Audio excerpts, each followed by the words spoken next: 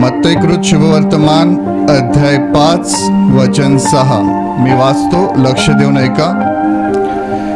जे नीतिमत्वाचे भुकेले व तहानले ते धन्य, कारण ते तृप्त होतील. Hallelujah, hallelujah, hallelujah. माझ्या प्रिय भावांनो आणि बहिणींनो, 2000 वर्षापूर्वी जेव्हा येशू ख्रिस्त पृथ्वीवर होता आणि जेव्हा तो एका ठिकाणी डोंगरावर बसलेला आणि त्या ठिकाणी त्याच्या मुखातून निघालेले हे शब्द आहेत. त्या ठिकाणी येशू बसलेला आणि त्या ठिकाणी तो लोकांना उपदेश करत होता. येशूला देवाच्या राज्याविषयी सांगत होता. कारण तो कुठून आलेला सांगा? तो स्वर्गातून आलेला.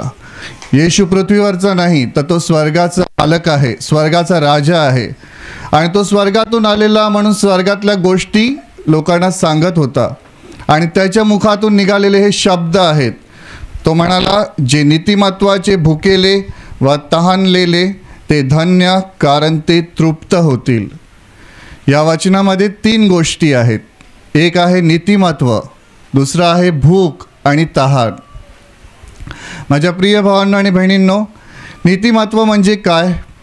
नीतिमत्व म्हणजे जे देवाच्या इच्छेप्रमाणे चालतात, देवाच्या इच्छेप्रमाणे वागतात, जे देवाचं भय बाळगतात, जे देवावर प्रेम करतात, जे देवाच्या चरणाशी बसलेले असतात, जे देवाचे निवडलेले लोक असतात. Hallelujah, hallelujah, hallelujah. बायबल सांगते की येशू ख्रिस्त हा सत्कर्म करत फिरला, म्हणजे तो चांगली कामं करत फिरला. जेव्हा तो पृथ्वीवर होता तेव्हा तो लोकांना देवाविषयी सांगायचा, देवाच्या गोष्टीविषयी सांगायच्या, स्वर्गाविषयी सांगायचा. जे दुःखी आहेत, आजारी आहेत, कष्टी आहेत, ते जेव्हा येशूकडे यायचे तेव्हा येशू त्यांना स्पर्श करून बरं करायचा, त्यांचे अश्रू पुसून टाकायचा. म्हणजेच तो काय करायचा? चांगली कामं करत होता. Hallelujah, hallelujah, hallelujah.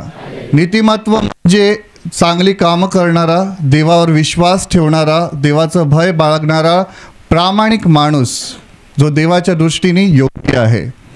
आणि बायबल असं सांगतं की जिथे कुठे येशू जायचा तो लोकांना देवाविषयी सांगायचा, देवाच्या राज्याविषयी सांगायचा. बायबलमध्ये एका ठिकाणी अशी एक घटना आहे जिथे एक शोमरोणी नावाची स्त्री होती आणि ती पाणी भरण्यासाठी आलेली. आणि पाणी भरताना येशूने तिच्याकडे पाणी मागितलं. तेव्हा ती शोमरोणी स्त्री येशूला म्हणाली, तुम्ही यहुदी असता माझ्याकडे पाणी कसं मागता? कारण यहुदी लोकांमध्ये अशी प्रथा होती की त्या ठिकाणी यहुदी लोक परराष्ट्रीयांकडनं काही घेत नव्हते, काही खात नव्हते.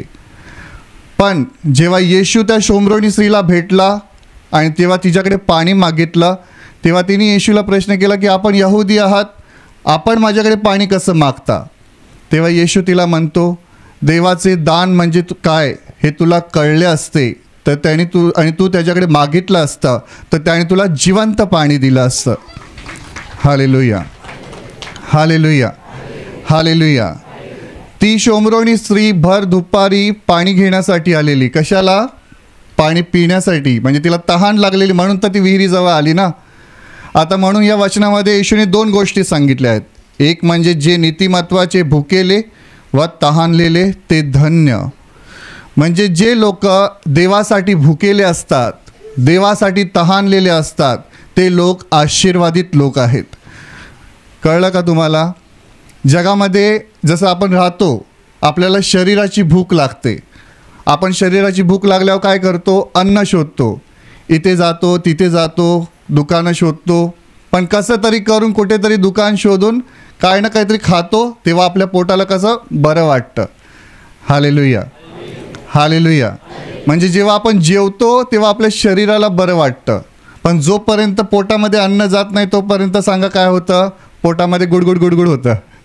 हां, एखाद्याला भूक लागली तर तो काय करतो? कुठे वडापाववाला आहे, वडापाव, वडापाव. हे की नाही, शोधतो की नाही, जेवण शोधतो कुठेतरी. त्याला जोपर्यंत खायला अन्न मिळत नाही तोपर्यंत तो शोध करत असतो त्या गोष्टीचा. माझ्या प्रिय भावांनो आणि बहिणींनो, नीट समजून घ्या येशू कोणत्या भुकेविषयी सांगतोय.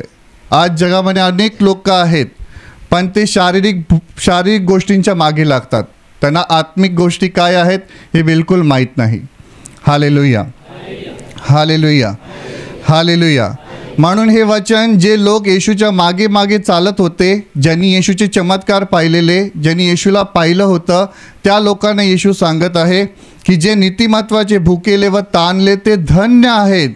धन्य म्हणजे आशीर्वादित आहेत, कारण ते तृप्त होतील. तृप्त म्हणजे तुम्ही संतुष्ट व्हाल. जर तुम्ही देवासाठी तुमच्या हृदयामध्ये भूक असेल, तहान असेल आणि तुम्ही देवाकडे मागाल, तेव्हा तो स्वर्ग उघडून तुम्हाला आशीर्वादित करेल. तो स्वर्ग उघडून तुमच्या प्रार्थनेचं तुम्हाला उत्तर देईल. पण तुम्हाला भूक लागली पाहिजे. भूक नाही लागली तर कसं चालणार. तर माझ्या प्रिय भावांनो आणि बहिणींनो, जसं तुम्ही पहा, एखादा माणूस जेव्हा तो हॉस्पिटलमध्ये असतो, आजारी अवस्थेमध्ये असतो, त्याला तुम्ही म्हणा, अरे मी तुझ्यासाठी बिर्याणी आणली आहे, खाशील का? तो म्हणेल का मी खाईल म्हणून? नाही खाणार. एखादा माणूस आजारी आहे, शरीरामध्ये वेदना आहेत, दुखतंय त्याला, त्यावेळी तुम्ही त्याला चांगलं चांगलं चमचमीत जरी बनवून आणून दिलात, तो त्यावेळी काय म्हणेल? मला भूक नाही आहे, मला खायची इच्छा नाही आहे, मला तहान लागत नाही. म्हणजे काय झालं? तो माणूस आजारी आहे. एखादा माणूस जेव्हा आजारी असतो तेव्हा त्याच्यामध्ये हे लक्षण असतं की त्याला भूक पण लागत नाही आणि तहान पण लागत नाही. Hallelujah, hallelujah. पण एखादा माणूस जो निरोगी आहे, ज्याच्या शरीरामध्ये आरोग्य आहे, त्याला तुम्ही काहीसुद्धा खायला द्या, तो काय म्हणेल? लगेच आण, मी आता खातो, लगेच आण, मी आता पितो. तो वेळ लावेल का? नाही लावणार. ते कशाला? मी तुम्हाला तुमचंच उदाहरण देतो. समजा तुमच्यापैकी एखाद्या भावाच्या किंवा बहिणीच्या पोटामध्ये दुखत असेल, तुम्ही आता प्रार्थनेला आलेला आहात, तुमच्या पोटामध्ये खूप वेदना आहेत आणि तुमचा कोणी नातेवाईक किंवा तुमचा जवळचा व्यक्ती तुम्हाला काहीतरी खायला देतो किंवा काहीतरी आणून देईल, त्यावेळी तुम्ही काय म्हणाल त्याला? नको रे बाबा, आता मला काय खायची इच्छा होत नाही आहे, मला तहान पण लागत नाही आहे, कारण माझ्या पोटात खूप दुखतंय. Hallelujah, hallelujah. तुम्ही पोटामध्ये दुखतंय म्हणजे तुमच्या शरीरामध्ये आजार असल्यामुळे तुम्ही असं म्हणता की मी ते खाणार नाही. तर जो माणूस आत्म्यामध्ये आजारी असतो त्याला पण देवाची भूक लागत नाही. जो माणूस आत्म्यामध्ये आजारी असतो त्याला पण भूक आणि तहान लागत नाही. नीट समजून घ्या. आपल्याला शरीराची भूक कळते पण आत्म्याची भूक कळत नाही.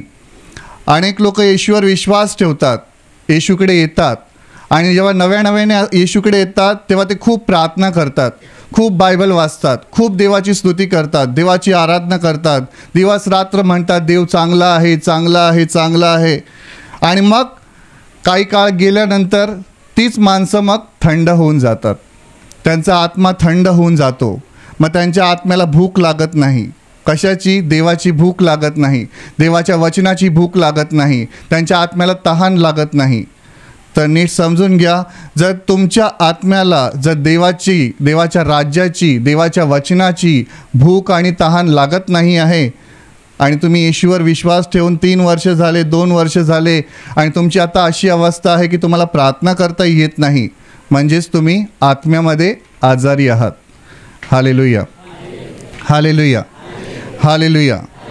कारण जो माणूस आजारी असतो त्याला तुम्ही किती खायला द्या, त्याचं मन लागणारच नाही. तो म्हणेल मला भूक नाही आहे, मला तहान नाही आहे. म्हणून येशू सांगत आहे की जे नीतिमत्वाचे भुकेले व तहानले ते धन्य, कारण ते तृप्त होतील. एखादा माणूस जर येशूला ओळखत नव्हता तोपर्यंत त्याच्या जीवनामध्ये दुःख होती, संकट होती, समस्या होत्या, भांडणं होती. पण जेव्हा त्याला येशूची ओळख झाली, तुम्ही येशूकडे आलात, येशूवर विश्वास ठेवलात, येशूला आपला प्रभू आणि तारणारा म्हणून स्वीकार केलात आणि मग येशू काय करतो सांगा? येशू तुम्हाला स्पर्श करतो, येशू तुम्हाला बरं करतो, येशू तुमचे अश्रू काढून टाकतो. मग काय होतं? जे नव्याने येशूकडे येतात त्यांना भूक लागते प्रभूची. मग काय करतात? प्रार्थनेचा दिवस कधी आहे, मला प्रार्थनेला लवकर जायला पाहिजे, रोज घरी प्रार्थना करायला पाहिजे, रोज देवाची स्तुती करायला पाहिजे, रोज बायबल वाचायला पाहिजे. त्याला सांगावं लागतं का? नाही सांगावं लागत. तुम्ही पण तुमच्या जीवनामध्ये अनुभव घेतला असेल की जेव्हा तुम्ही नव्याने येशूकडे आलेलात तेव्हा तुम्हाला खूप देवाविषयी भूक होती, देवाविषयी तहान होती. तुम्ही सतत देवाचा धावा करायचात, छोट्या छोट्या गोष्टीसाठी देवाचा धावा करत होतात आणि देव स्वर्गातून तुमची प्रार्थना ऐकत होता. Hallelujah, hallelujah, hallelujah. पण कालांतराने अनेकांच्या जीवनामध्ये असं होतं की ते येशूवर विश्वास ठेवतात पण त्यांची भूक आणि तहान मात्र कमी होऊन जाते. आणि याचा परिणाम काय होतो सांगा? जेव्हा तुम्ही देवाची स्तुती करत नाही, देवाची प्रार्थना करत नाही, बायबल वाचत नाही, देवाच्या सहवासात राहत नाही, तसा तसा तुमचा आत्मा दुबळा पडायला लागतो, तसा तसा तुमचा आत्मा आजारी पडायला लागतो. Hallelujah, hallelujah, hallelujah. म्हणून येशू ख्रिस्त जे त्याच्या मागे लोक येत आहेत त्यांना सांगत आहे की जर तुम्हाला भूक लागते नीतिमत्वाची आणि तहान लागते नीतिमत्वाची तर तुम्ही धन्य लोक आहात. देव स्वर्गातून तुम्हाला पवित्र आत्म्याने भरून काढेल, तो तुम्हाला तृप्त करेल. Hallelujah, hallelujah, hallelujah. कारण जो माणूस येशूकडे येतो येशू त्याला रिकामी हाताने पाठवणार नाही. जर तुम्ही येशूवर विश्वास ठेवून आज इथे आलेला आहात तो तुम्हाला रिकाम्या हाताने पाठवणार नाही. तुम्ही जर विश्वास ठेवलेला आहात घरातून निघताना की प्रभू आज माझ्या शरीरामध्ये आजार आहे पण मला तुझी भूक आणि तहान आहे, मी विश्वास करते की जेव्हा मी तुझ्या घरात पाऊल ठेवीन त्या क्षणाला मी बरं होऊन जाईल. Hallelujah, hallelujah, hallelujah. असा ज्याचा विश्वास आहे तो आत्म्यामध्ये जिवंत आहे. असा ज्याचा विश्वास आहे त्याला आत्म्यामध्ये भूक आहे, आत्म्यामध्ये तहान आहे. कसली? देवाच्या राज्याची. येशू काय म्हणाला की काय खावे काय पांघरावे ह्याच्याविषयी चिंता करत बसू नका. जगातले सर्व लोक हे सगळं मिळवण्यासाठी धडपड करत आहेत. काय करत आहेत? धडपड करत आहेत. आणि तुमच्या गरजा काय आहेत हे तुमच्या स्वर्गातील बापाला माहिती आहे. म्हणून येशू काय म्हणाला? पहिल्याने तुम्ही देवाचे राज्य आणि त्याचे नीतिमत्व मिळवण्यासाठी झटा, म्हणजे तुम्हाला त्याच्याबरोबर या सगळ्या गोष्टी मिळतील. Hallelujah, hallelujah. तिथे पण येशू काय म्हणाला? देवाचं राज्य आणि त्याचं नीतिमत्व मिळवण्यासाठी झटा. बायबल सांगते की प्रत्येक माणूस हा पापी आहे. आपल्यापैकी कोणीसुद्धा पवित्र नाही आहे, सगळेजण पापी आहे. मी इथे प्रवचन देतो म्हणजे मी पवित्र आहे का? नाही. पण ज्याने येशूवर विश्वास ठेवलेला आहे, येशूला आपला प्रभू आणि तारणारा म्हणून स्वीकारलेला आहे, त्याला मात्र देवाने पापांची क्षमा दिली आहे. आणि पापांची क्षमा दिल्यामुळे तो देवाचा मुलगा आणि देवाची मुलगी बनलेली आहे. Hallelujah, hallelujah. पापांची क्षमा मिळाल्यामुळे जो येशूवर विश्वास ठेवतो तो नीतिमान बनतो. म्हणजे आपण पवित्र नाही पण आपण देवाच्या दृष्टीने नीतिमान आहोत. म्हणजेच येशूच्या बलिदानावर जर आपण विश्वास ठेवलेला आहे तर आपण जिवंत देवाची मुलं बनतो. बायबलमध्ये लिहिलं आहे, जितक्याने त्याच्यावर विश्वास ठेवला तितक्यांना त्याने देवाचे मुले होण्याचा अधिकार दिला. म्हणजेच जोपर्यंत आपण येशूला ओळखत नव्हतो तोपर्यंत आपण अनाथ होतो, लावारिस होतो. कोणी आपल्याला विचारणारा नव्हता. आपल्याला कोणती आशा नव्हती की आपण मेल्यानंतर कुठे जाणार. पण बायबल सांगते की जो कोणी येशूवर विश्वास ठेवतो त्याला सार्वकालिक जीवन मिळालेलं आहे. म्हणजे जर आपण येशूवर विश्वास ठेवलेला आहे, देवाने आपल्याला सार्वकालिक जीवनाची आशा दिली आहे, मग आपण मेल्यानंतर नष्ट होणार नाही तर युगानुयुग स्वर्गामध्ये जिवंत देवाबरोबर राहणार आहोत. Hallelujah, hallelujah, hallelujah. म्हणजे देवाने तुम्हाला आणि मला त्याच्याबरोबर स्वर्गामध्ये राहण्यासाठी बोलवलेलं आहे. पण आज अनेक लोक शरीराची भूक बाळगतात पण आत्म्याची भूक बाळगत नाहीत. ते म्हणतात मी येशूवर विश्वास ठेवतो पण त्यांचं जीवन मात्र तसं नसतं जसं देवाला आवडेल असं. अनेक लोक खाण्यापिण्याविषयी विचार करतात, शरीराविषयी विचार करतात पण आत्म्याविषयी विचार नाही करत की मी रोज देवाला आवडतो असं जीवन जगतोय का, की मी रोज देवाला आवडेल असं वागतोय का. कोणी विचार करत नाही. पण जेव्हा जीवनामध्ये संकट येतात, दुःख येतात तेव्हा मात्र ते रडत बसून देवाला सांगतात की माझ्याबरोबर असं का झालं. Hallelujah, hallelujah, hallelujah. तुमच्या जीवनामध्ये एखादं मोठं संकट आहे, दुःख आहे, आजार आहे, तर आज त्या प्रश्नाचं उत्तर या वचनामध्ये आहे. तुम्ही आत्म्यामध्ये भुकेले नसाल, तुम्ही आत्म्यामध्ये तहानलेले नसाल देवासाठी, देवाच्या वचनासाठी, देवाच्या राज्यासाठी, तर तुमचा आत्मा आजारी पडलेला आहे. Hallelujah, hallelujah, hallelujah. जसं मी सांगितलं, येशू बरोबर एक शोमरोणी स्त्री बोलत होती आणि ती घागर तिथेच सोडून देते आणि निघून जाते. मग येशूचे शिष्य येतात. येशूचे शिष्य बघतात की हा एका स्त्रीबरोबर बोलत आहे, पण ते भीतात विचारायला की तुम्ही का बोलतात तिच्याबरोबर. तर बायबल असं सांगतं की येशूचे शिष्य येशूला म्हणतात, प्रभूजी जेवण करून घ्या. जेवा म्हणतात, पण येशू म्हणतो, माझ्या पित्याच्या इच्छेप्रमाणे वागणे आणि त्याचं कार्य सिद्धीस न्यावे हेच माझं अन्न आहे. काय अन्न आहे येशूचं? म्हणतो, माझ्या पित्याच्या इच्छेप्रमाणे वागणे आणि त्याचं कार्य सिद्धीस नेणे हेच माझं अन्न आहे. आज मला सांगा, तुमच्यापैकी किती लोक असे असतील जे देवाची स्तुती निरंतर करतात? तुमच्यापैकी असे किती लोक आहेत जे रोज प्रार्थना करतात, रोज देवाचं वचन वाचतात, रोज देवाचं भय बाळगून पाप न करण्याचा निर्णय घेतात? खूप कमी लोक असतात. पण जे लोक दररोज देवाच्या चरणाशी बसून गुडघे टेकून प्रार्थना करतात, त्याला म्हणतात, तूच माझा प्रभू, तूच माझा देव, तूच माझा बाप, तूच माझं सर्व काही आहे. देव स्वर्गातून त्यांना भरभरून आशीर्वाद देतो. Hallelujah, hallelujah, hallelujah. छोट्या छोट्या गोष्टीकडे जरी तुम्ही पाहाल आणि तुमच्या आत्म्याला म्हणजे तुम्ही आपल्या आत्म्याकडे पाहाल की मी देवाच्या इच्छेप्रमाणे वागतो का, तर तुम्ही आत्म्यामध्ये जिवंत आहात. पण जर तुम्ही छोट्या छोट्या गोष्टीकडे लक्ष देत नसाल, तुम्ही म्हणत असाल, आज प्रार्थना केली नाही ना, चालेल, काय नाही, प्रभू सगळं माहिती आहे, मी खूप काम केलं आहे ना, खूप घाम काढला, आज शेतामध्ये खूप काम केलं आहे, हे की नाही?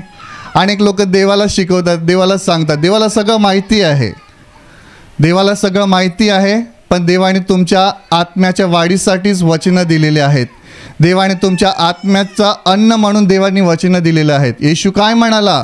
मी जीवनाची भाकर आहे, जो माझ्याकडे येतो त्याला कधी भूक लागणार नाही, जो माझ्यावर विश्वास ठेवतो त्याला कधी तहान लागणार नाही. माझ्या प्रिय भावांनो आणि बहिणींनो, येशू स्वतः जीवनाची भाकर आहे. आणि येशू म्हणाला, जो कोणी ही भाकर खातो तो सदा सर्वकाळ जगेल. सदा सर्वकाळ म्हणजे कधी मरणार नाही, तो अनंत काळ देवाबरोबर राहील. पण तुम्ही देवाने दिलेली भाकर खात नसाल तर काय होईल सांगा? तुम्ही आजारी पडाल. Hallelujah, hallelujah, hallelujah, hallelujah. रोज दिवसेंदिवस तुमच्यामध्ये देवासाठी भूक असली पाहिजे, देवासाठी तहान असली पाहिजे, देवाच्या कामासाठी तहान असली पाहिजे, देवाच्या राज्यासाठी तहान असली पाहिजे. येशू जेव्हा पृथ्वीवर होता तो काय करत होता? लोकांना बरं करत होता, लोकांना उपदेश करत होता, लोकांना देवाच्या राज्याविषयी सांगत होता. सगळं काही तो चांगलं काम करत होता. आणि म्हणूनच बायबल सांगतं की देव स्वर्गातून त्याच्याकडे पाहायचा. जेव्हा एक माणूस मेलेला, लाजरस, ज्याला कबरेमध्ये ठेवलेलं, आणि तेव्हा येशू कबरेजवळ आला आणि त्याने काय सांगितलं? हे पित्या, मला माहीत आहे की तू सर्वदा माझे ऐकतोस, पण जे लोक इकडे उभे आहेत त्यांच्यासाठी मी बोलतो. आणि येशू उभा राहतो आणि म्हणतो, लाजरा बाहेर ये. मरून ज्याला 4 दिवस झाले असतात तो बाहेर येतो आणि तो देव त्याला जिवंत करतो. Hallelujah, hallelujah. ज्याला मरून 4 दिवस झालेले त्याला एका क्षणात येशू जिवंत करतो. म्हणजे जी लोक आत्म्यामध्ये भुकेले असतात देवासाठी, आत्म्यामध्ये तहानलेले असतात देवासाठी, देव त्यांना भरभरून आशीर्वादित करतो. माझ्या प्रिय भावांनो आणि बहिणींनो, देवासाठी भूक दिवसेंदिवस तुमच्यामध्ये वाढली पाहिजे. देवासाठी तहान रोज तुमच्यामध्ये वाढली पाहिजे. बायबलमध्ये एका व्यक्तीविषयी लिहिलेलं आहे, जक्कईविषयी. जक्कई हा जगातीच्या नाक्यावर बसून लोकांकडे पैसे मागायचा आणि लोकांच्या दृष्टीने तो पापी होता. पण बायबल असं सांगते की एका ठिकाणी येशू जात होता एका वाटेने, रस्त्यातून, आणि जक्कईला त्याला पाहायची इच्छा होती. Hallelujah, hallelujah, hallelujah. जक्कईला काय भूक होती? येशूला बघायचं आहे, येशूला बघायचं आहे, येशूला बघायचं आहे. त्याच्यामध्ये भूक होती, तहान होती, येशूला पाहायचं आहे, तो कसा दिसतो, तो काय करतो हे त्याच्यामध्ये भूक होती, तहान होती. आणि म्हणून बायबल सांगतं की जक्कई हा दिसायला ठेंगणा होता. आणि जेव्हा येशूच्या मागे खूप पुष्कळ गर्दी असायची आणि त्यामुळे त्यांनी असा मनात विचार केला की जिथून येशू जाणार आहे तिथे एक उंबऱ्याचं झाड होतं. उंबऱ्याच्या झाडावर तो चढला. आणि जेव्हा येशू तिथून जात होता तेव्हा बायबल सांगतं की येशूने स्वतः वर पाहिलं आणि म्हटलं, जक्कई खाली ये, आज मला तुझ्या घरी यायचं आहे. Hallelujah, hallelujah, hallelujah. आणि बायबल सांगतं की जेव्हा जक्कईनी येशूने म्हटलं खाली ये, लगेच खाली आला. येशू त्याच्या घरी गेला. आणि जेव्हा सगळे लोक जेवत होते तेव्हा बायबल असं सांगतं की जक्कई जो लोकांच्या दृष्टीने पापी होता त्यांनी काय केलं, घरामध्ये गेला. जे लोकांना त्यांनी लुटून पैसे घेतलेले ते सगळे पैसे त्यांनी काढले, सगळ्या गरीब लोकांना वाटून टाकले. तेव्हा येशू त्याच्याकडे पाहून म्हणतो, आज या घराण्याचं तारण झालेलं आहे, आज या घरामध्ये उद्धार आलेला आहे. Hallelujah, hallelujah, hallelujah.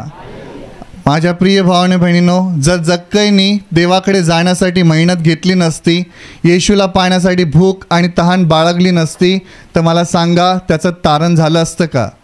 त्याला पापांची क्षमा मिळाली असती का? त्याने जिवंत देवाचा अनुभव घेऊ शकला असता का? कधीच नाही. म्हणून त्याप्रमाणे तुमच्यापैकी जे भाऊ बहीण आज पहिल्यांदा आले असतील किंवा जे नियमित प्रार्थनेला येतात पण आजही तुमच्या हृदयामधली देवासाठी भूक आणि देवासाठी तहान कमी झाली असेल किंवा तुम्ही थंड पडला असाल, तुम्हाला प्रार्थना करण्यामध्ये मन होत नाही, बायबल वाचण्यामध्ये मन होत नाही, देवाची स्तुती करण्यामध्ये मन होत नाही, तर नीट समजून घ्या, तुमचा आत्मा आजारी पडत चाललेला आहे. Hallelujah, hallelujah, hallelujah, hallelujah. मग तुम्हाला काय करायला पाहिजे? प्रभूला म्हणावं लागेल तुम्हाला की प्रभू, माझ्या आत्म्यामध्ये तुझी भूक आणि तहान वाढव. मला प्रार्थना करण्यासाठी, तुझे वचन वाचण्यासाठी, तुझी स्तुती करण्यासाठी माझी भूक वाढव. जेव्हा एखादा माणूस देवाला सांगतो की हे परमेश्वरा, माझ्या आत्म्यामध्ये तुझी भूक आणि तहान वाढव, तेव्हा स्वर्गातून देव त्या माणसाला पवित्र आत्म्याने भरून काढतो, पवित्र आत्म्याचं सामर्थ्याने भरून काढतो. एका ठिकाणी येशू उभा होता. तिकडे बायबल सांगतं की येशू म्हणतो की जो कोणी तहानलेला असेल त्याने यावे आणि प्यावे. काय पियाला बोलवते सांगा येशू? त्याच्या पुढे येशू म्हणाला आहे की जो कोणी माझ्यावर विश्वास ठेवतो त्याच्यामध्ये शास्त्रात लिहिल्याप्रमाणे जिवंत पाण्याच्या नद्या वाहतील. म्हणजे तो पवित्र आत्म्याने आपल्याला भरून काढण्यासाठी बोलावत आहे, पवित्र आत्म्याने आपल्याला तृप्त करण्यासाठी बोलवत आहे. Hallelujah, hallelujah, hallelujah, hallelujah. माझ्या प्रिय भावांनो आणि बहिणींनो, आज तुमच्या शरीरामध्ये एखादा आजार असेल, जीवनात समस्या असतील, ते काही देवाकडे मागू नका. ते तर देव तुम्हाला बरं करणारच, पण देवाकडे रोज पवित्र आत्मा मागा, रोज देवाकडे सामर्थ्य मागा, रोज देवाकडे ज्ञान मागा. देवाला म्हणा की मला तुझ्या इच्छेप्रमाणे चालायचं आहे, तुझ्या इच्छेप्रमाणे वागायचं आहे, तर देव तुम्हाला ताकद आणि शक्ती देईल. Hallelujah, hallelujah, hallelujah. बायबलमध्ये अजून एक प्रसंग आहे जिथे याकोब म्हणून याकोब जो देवाचा निवडलेला व्यक्ती असतो, आणि बायबल सांगते की याकोब एका ठिकाणी झोपलेला असतो. त्या ठिकाणी एकदा देवदूत येतो आणि बायबलमध्ये सांगितलं की त्या देवदूताने याकोबाबरोबर लढाई केली आणि याकोबाने त्या देवदूताचे पाय धरले होते. आणि याकोब म्हणतो, जोपर्यंत तू मला आशीर्वाद देणार नाहीस तोपर्यंत मी तुला सोडणार नाही. Hallelujah, hallelujah. काय म्हणतो? जोपर्यंत तुम्हाला आशीर्वाद देणार नाहीस तोपर्यंत मी तुला सोडणार नाही. आज जगामध्ये अनेक लोक आहेत, येशूवर विश्वास ठेवतात, पण देवावर असा विश्वास ठेवत नाही, जोपर्यंत देव मला देणार नाही तोपर्यंत मी प्रभूचे पाय सोडणार नाही. असे कोणी म्हणत नाही. काही लोक काय म्हणतात, देवाची इच्छा असेल तर मिळेल, देवाने दिलं तर दिलं. मी एका शाळेमध्ये गेलेलो, तिकडे एक पिऊन होता, त्याला डायबिटीस झालेला. त्याला मी म्हटलं तू येशूवर विश्वास ठेव. तो म्हणतो की देवाची इच्छा असेल म्हणून मला डायबिटीस झाला. देवाने तुम्हाला डायबिटीस दिला का? देवाने तुम्हाला आजार दिला का? जो माणसं देवाला ओळखत नाही ते तसे म्हणतात, पण जो माणूस देवाला ओळखतो त्याचे आत्म्याचे डोळे उघडलेले आहेत. देवाने त्यांना आत्म्यामध्ये दाखवून दिलेलं आहे की मी तुमच्यावर प्रेम करतो. Hallelujah, hallelujah, hallelujah. आणि तो आत्म्यामध्ये जिवंत असल्यामुळे तो देवाला म्हणतो की देवा, मला तुझी भूक आहे, मला तुझी तहान आहे, मला तुझी गरज आहे. जर तुम्ही तुमच्या जीवनामध्ये देवासाठी भूक ठेवलात, तहान ठेवलात, तरच तुम्ही येणाऱ्या दिवसामध्ये सैतानाबरोबर लढू शकता. सैतान जरी तुमच्या जीवनावर हल्ला करण्याचा प्रयत्न करेल, तेव्हा तुम्ही म्हणाल, माझा देव माझ्याबरोबर आहे, माझा बाप माझ्याबरोबर आहे, तुझा माझ्यावर काहीच अधिकार नाही. Hallelujah, hallelujah, hallelujah. पण आज अनेक लोक देवासाठी भुकेले नाहीत. तर माझ्या प्रिय भावंड आणि बहिणींनो, या वचनाच्या द्वारे येशू तुम्हाला सांगत आहे की रोज तुमच्यामध्ये देवाच्या राज्याविषयी भूक असली पाहिजे. रोज तुम्ही त्याची आराधना करा, रोज त्याची उपासना करा, रोज त्याची प्रार्थना करा, रोज त्याला धन्यवाद द्या, रोज दुसऱ्यांना त्याच्याविषयी सांगा. म्हणजे काय होईल सांगा, तुम्ही देवाचे लाडके लोक बनाल, तुम्ही देवाचे आशीर्वादित लोक बनाल. वचनामध्ये लिहिलेलं आहे की धन्य आहात तुम्ही. जर तुम्ही भुकेले आणि तहानलेले आहात तर तुम्ही धन्य आहात, कारण तुम्ही तृप्त व्हाल. जेव्हा तुम्ही पोट भरून जेवता, तुम्ही काय करता सांगा, हा हा आता बरं वाटलं, एकदम पोट एकदम मस्त झालं आहे. काही लोक पोटावर हात पण फिरवतात, हे की नाही. काही लोकांना मनासारखं भेटलं तर म्हणतात, वा वा काय छान जेवण होतं, पण ते तुमच्या शरीरासाठी होतं. पण तुम्ही जर देवासाठी भुकेले असाल, तहानलेले असाल, जसं एका भावाने साक्ष दिली जो पुण्यावरनं आलेला, तो म्हणतो की मी त्याची बहीण नायगावमध्ये प्रार्थनेला यायची आणि तो म्हणायचा की देवाला की देवा, आम्हाला अशी चर्च दे की जी सांसारिक चर्च नाही आहे, आत्मिक चर्च आहे. म्हणजे जगातल्या लोकांसारखी वागणारी नाही, तर तुझ्या इच्छेप्रमाणे वागणारी चर्च दाखव. तर त्याच्या बहिणीने त्याला सांगितलं, त्या भावाला जो पुण्याला राहतो, की नायगावमध्ये जिवंत चर्च आहे, जिथे येशू स्वर्गातून स्वतः खाली उतरतो आणि सिंहासनावर बसतो. Hallelujah, hallelujah. जेव्हा त्याची ही बहीण त्याला हे सांगते, तेव्हा ह्या भावाच्या मनामध्ये भूक लागते, त्याला ताण लागते. तो सतत विचार करतो की कसं तरी करून मला नायगावला जायचं आहे, कसं तरी करून मला त्या ठिकाणी पोचायचं आहे, प्रार्थनेला पोचायचं आहे. तो म्हणतो की मी माझ्या सेटला, कंपनीच्या मालकाला सांगितलं, तू मला सुट्टी दे नाही तर नको दे, पण मी कसा पण करून तिथे जाणार. एवढी देवाने त्याच्यामध्ये भूक आणि तहान टाकली आत्म्याची, देवाला मिळवण्याची, देवाची शोध करण्याची. आणि तो सांगतो कसा तरी करत तो नायगावच्या केंद्रामध्ये आला. जेव्हा तो केंद्रामध्ये पाऊल टाकतो, तेव्हा त्याला देवाचा अनुभव यायला लागतो, देवाचं सामर्थ्य त्याच्यावर उतरू लागतं. हळूहळू तो अजून प्रार्थनेमध्ये भाग घेतो. त्यावेळेला त्याला देवाचं सामर्थ्य आठवतं, त्याला पापांची जाणीव होते, तो पश्चाताप करतो. तो प्रभूला म्हणतो की प्रभू, मी तुझ्यासाठी भुकेला आहे. त्याने साक्षीत म्हटलं, मी पवित्र आत्म्यासाठी भुकेला होतो, तहानलेला होतो, म्हणून देवाकडे मागत होतो की मला पवित्र आत्म्याने भरून काढ. आणि तो सांगतो की त्या दिवशी त्याने प्रार्थनेत भाग घेतला आणि तेव्हा आपले ब्रदर त्याच्या समोर येऊन उभे राहिले. त्याने मोठा प्रकाश पाहिला आणि त्या दिवसापासून पूर्ण देवाने त्याला पवित्र आत्म्याने भरून काढलं. Hallelujah, hallelujah, hallelujah. आणि तो म्हणतो त्या दिवसापासून त्याचं जीवन पूर्णपणे देवाने बदलून टाकलं. तो म्हणतो, पूर्वी माझा स्वभाव असा होता की कोण मुलं किंवा बायको आजारी पडली तर त्यांच्याकडे मी लक्ष नाही द्यायचो, त्यांना म्हणायचो प्रार्थना करा, वचन वाचा. म्हणजे एवढं त्याचं कठीण हृदय होतं की तो प्रेमाने आपल्या बायको मुलांबरोबर पण बोलत नव्हता. पण जेव्हा देवाचं सामर्थ्य त्याच्यामध्ये उतरलं, तेव्हा देवाने त्याचं हृदय पूर्णपणे बदलून टाकलं, त्याचं जीवन आशीर्वादित केलं. Hallelujah, hallelujah, hallelujah. म्हणून माझ्या प्रिय भावांनो आणि बहिणींनो, आज येशू तुम्हालाही सांगत आहे की तुम्ही देखील या शेवटच्या काळामध्ये आत्म्यासाठी भुकेले असा, देवाचा शोध करण्यासाठी भुकेले असा, देवाची शोध घेण्यासाठी तहानलेले असा. जर तुम्ही दिवस रात्र त्याचा धावा कराल, दिवस रात्र त्याचं नाव घ्याल, दिवस रात्र त्याला हाक देत राहाल, तो स्वर्गातून थेट हात लांब करून तुम्हाला बरं करेल, थेट तुमच्या प्रश्नांचं उत्तर देईल, तुम्हाला आशीर्वादित करेल. Hallelujah, hallelujah, hallelujah. पण तुम्ही जर तुमचं तोंड बंद कराल, त्याची आराधना करणार नाही, प्रार्थना करणार नाही, बायबल वाचणार नाही, देवाची स्तुती करणार नाही, तर लक्षात ठेवा, तुमचा आत्मा दिवसेंदिवस आजारी पडत जाईल. तुम्ही शिकलेले असा किंवा न शिकलेले असा, तुमच्यामध्ये देवासाठी भूक असली पाहिजे, देवासाठी ताण असली पाहिजे, प्रार्थनेला येण्यासाठी तुम्ही उत्सुक असले पाहिजे.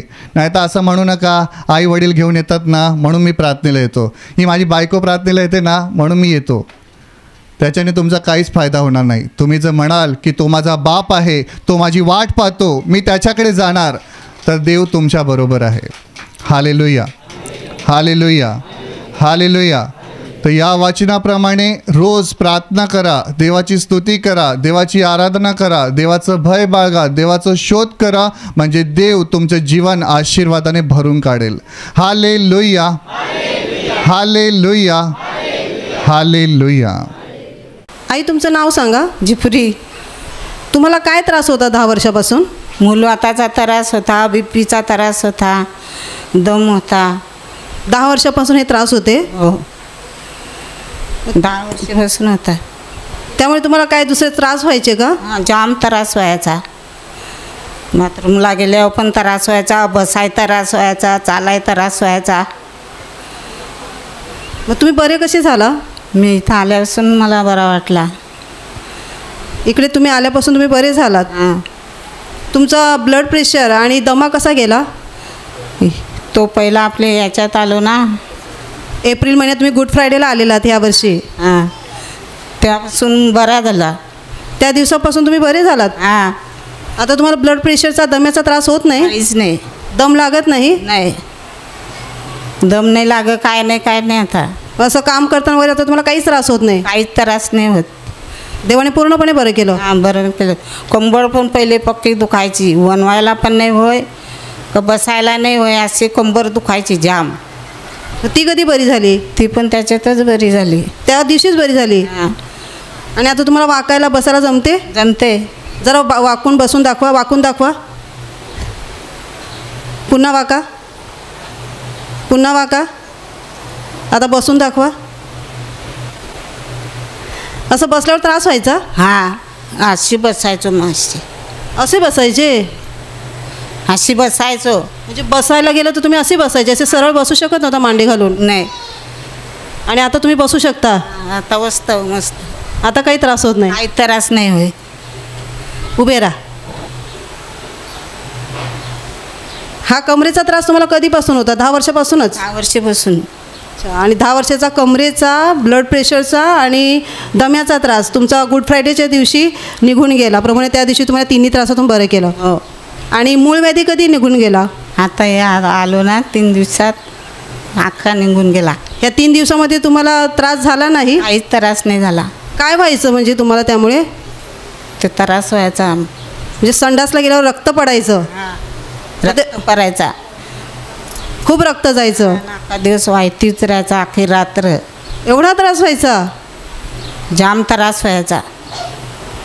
आणि आता गेले 3 दिवस तुम्ही इकडे आहात, तर तुम्हाला हा त्रास झाला नाही? काहीच त्रास नाही, काहीच त्रास नाही. आता संडासला वगैरे गेल्यावर तुम्हाला असं आता रक्त वगैरे जात नाही? काहीच नाही. देवाने ह्यातून पण तुम्हाला बरं केलं. हां, त्याच्यातच बरा केला मला. देवाने या आईवर फार मोठी दया केलेली आहे, म्हणून मोठ्याने टाळ्या वाजून प्रभू येशूला धन्यवाद द्या.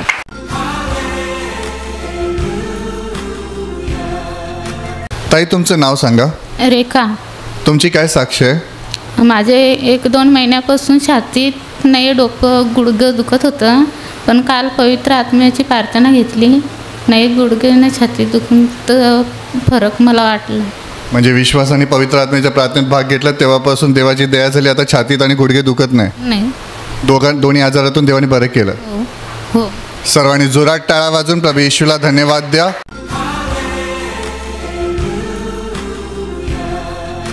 ताई तुमचं नाव सांगा. रवीन जाधव. तुम्हाला काय त्रास होता? मला वर्षे झाला हे पायाचे तलव्यांना त्रास होता, तर ते मी बरा डॉक्टरचे पण जाऊन बघितला तरी मला नाही फरक येई. आता काय करू, मग नवरा माझा सांगायला लागला का शिबिरला तरी जाऊन बघ, बरा वाटेल तर बरा. मग मी शिबिरला आलो, तर मला कालचे पवित्र आत्म्याची प्रार्थना झाली ना, तेव्हा हे तलव्याचा आजार माझा बरा वाटला. नाही डोल्याख पण मला दिसत नव्हता, तर आथाची प्रार्थना झाली तर हे डोल्याख पण मला माणूस नव्हता वलखवत, ते डोल्याची आता मला बरा दिसतंय, सगळी माणसा दिसतात. आता तुम्हाला 1 वर्ष हा पायांचा त्रास होता, म्हणजे काय आग व्हायची, काय व्हायचं? आग व्हायची, अशी आग व्हायची निसती, तळव्यांना आग व्हायची, तलव्यांना आग व्हायची, ठणकायचं निसतं. तर आता बरा वाटतंय, तलव्याचा आजार पण बरा वाटतंय ना, डोल्याचा आजार पण माझा गेला. देवाला मी कोठे कोठे धन्यवाद देत आहो. तुम्हाला डोळ्याचं कधीपासून दिसत होतं डोळ्याने? डोळ्यांनी 5-6 महिने झाले डोळ्या दिसत नव्हता. तर मला सांगत का ऑपरेशन करायला जा, तर मी सांगत नको, माझा देव आहे येशू प्रभू मला कधी नाही कधी मला चांगला करल असं मी सांगलं. तर मी ऑपरेशन करायला नाही गेलो. तुम्हाला धुरकट दिसायचं? हा, धुरकट दिसायचं, असं म्हणजे माणूस नाही वलखवं असा दिसायचा. आज मला बरा दिसतोय. आता या शेवटच्या प्रार्थनेमध्ये देवाने तुम्हाला बरं केलं? हां, बरं केलं. आता तुम्हाला स्पष्ट दिसते स्पष्ट दिसते आता. की समोर माणसं बसली ती दिसतात तुम्हाला? क्ली दिसतात.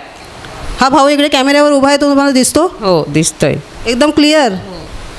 आणि असं पहिलं तुम्हाला दिसत नव्हतं. तर देवाने तुम्हाला नवीन दृष्टी देऊन आशीर्वादित केलेलं आहे. सगळ्यांनी टाळ्या वाजवून प्रभू येशूला धन्यवाद द्या.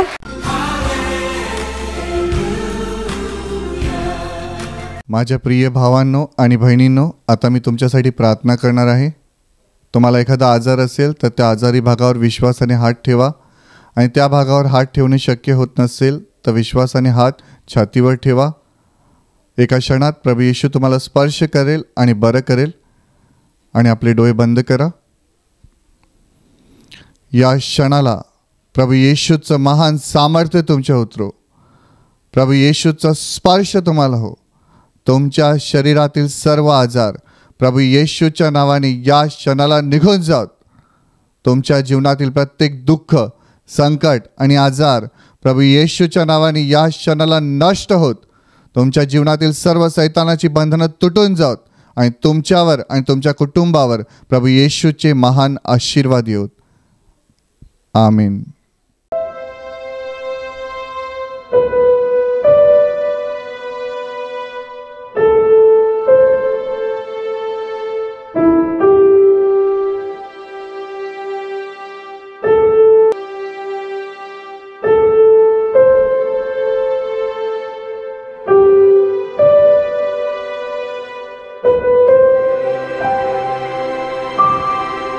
you